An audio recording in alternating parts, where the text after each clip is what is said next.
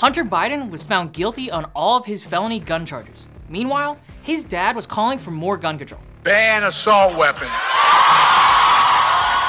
Hi, I'm Ben, and you're watching the Minuteman Moment. Now before we get into the video, I want to take a second to tell you about GOA's first convention, Goals, the Gun Owners Advocacy and Leadership Summit. The first of its kind event will be held August 17th to 18th in Knoxville, Tennessee, and it's free for GOA members. Now back to the video. As many of you know, the president's son, Hunter Biden, was on trial for firearms and tax crimes stemming from around 2018. After a sweetheart plea deal fell apart in 2023, Hunter was slated to head to court. His trial began on June 3rd, 2024. On June 11th, Hunter was convicted of all 3 firearms-related charges, 3 felonies. But on the same day that his son was convicted, President Joe Biden gave a speech at Everytown's event called Anti-Gun University, or something similar to that. Now take a look. We're not stopping there. It's time once again to do what I did when I was a senator. Ban assault weapons.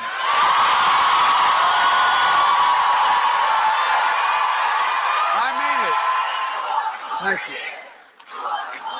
Who in God's name needs a magazine which can hold 200 shells?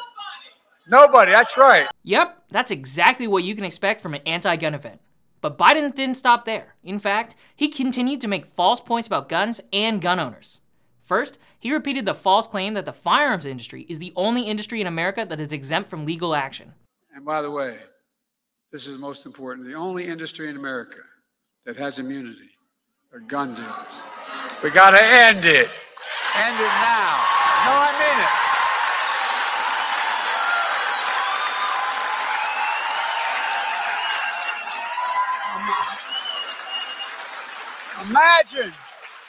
Imagine if we gave tobacco an exception that could not be prosecuted. What would happen? We'd still, 1,000 more people would be dying of cancer because of smoke inhalation. Next, he called for an increased funding for his favorite unconstitutional agency, the AFT, and lamented the opposition to the weaponization of the agency. It's time to increase funding for the Bureau of Alcohol, Tobacco, and Firearms and Explosives and other law enforcement agencies as well,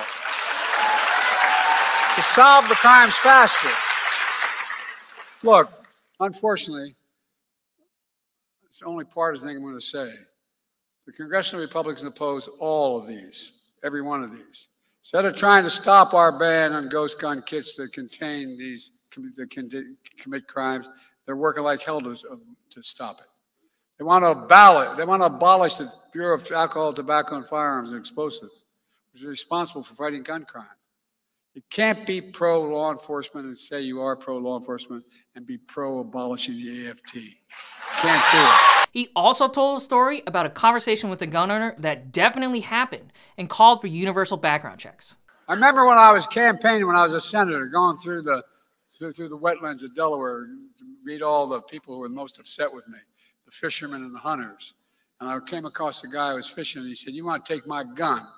And I looked at him, I said, "Yeah, I don't want to take your gun. You're allowed to have a gun, but I want to take away your ability to use an assault weapon." And this is how the conversation went. He said, "What do you mean I need that gun?" I said, "Guess what? If you need 12 to 100 bullets in a gun, in a magazine, you're the lousiest shot I've ever heard." I'm serious.